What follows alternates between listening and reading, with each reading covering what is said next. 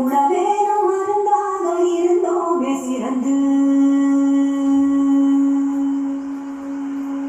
உணவேனும் மருந்தாக இருந்தோமே சிறந்து மெதுவாக மறந்தோமே மனநேரம் இருந்து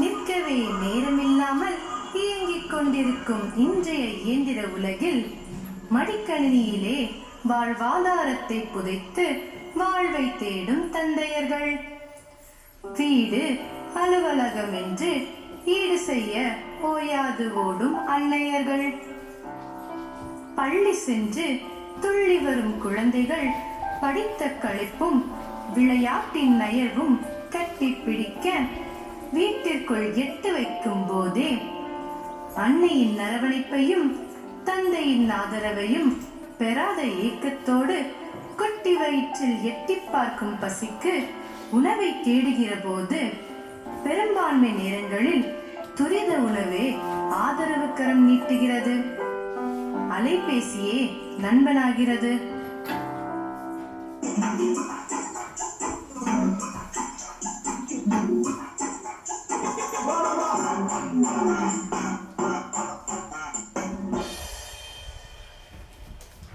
விளைவுகளோ விபரீதமானது. தீராத வயிற்று வலி, உடல் பருமன், மாரடைப்பு, புற்றுநோய், இன்னும் என்னென்ன நோய்கள்! ஐயோ, நினைக்கவே நெஞ்சம் பதறுகின்றது.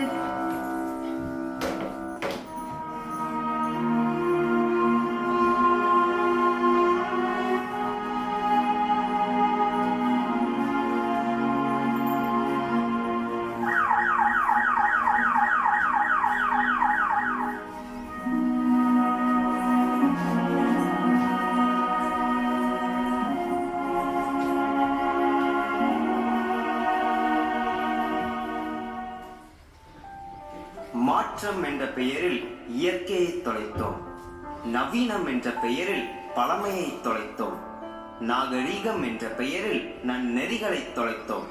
மொத்தத்தில் செயற்கையின் சேற்றில் சிக்கி தினம் நாம் செத்துக் கொண்டிருக்கிறோம்.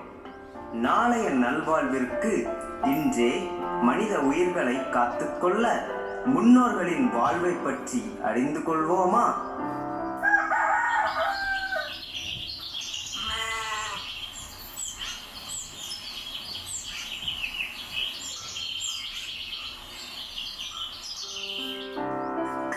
குயிலோசை சற்றே வந்து காதில் பட வேண்டும், சித்தம் மகிழ்ந்திடவே நன்றாய் இளந்தெஞ்சல் வர வேண்டும் என்ற பாரதியின் கனவு நனவான நம் முன்னோர்கள் காலத்தில் அதிகாலையிலே துயில் எழுந்து பழைய சோற்றை இழுத்துக்கொண்டு வயலுக்கு சென்று உழுது பயிரிட்டு நாற்று நட்டு களை பறித்து புத்துணர்ச்சியோடு களத்தில் இறங்கி களைப்பின்றி வேலை செய்து தான் கொண்டு வந்த கஞ்சியை பகிர்ந்துண்டு வயல்வெளிகளில் கூடி ஆடி பாடி வேலை செய்தார்கள். உணவே மருந்தாக வாழ்ந்தார்கள். இயற்கை விவசாயம் செய்வோம், சுற்றுச்சூழலை பாதுகாப்போம்.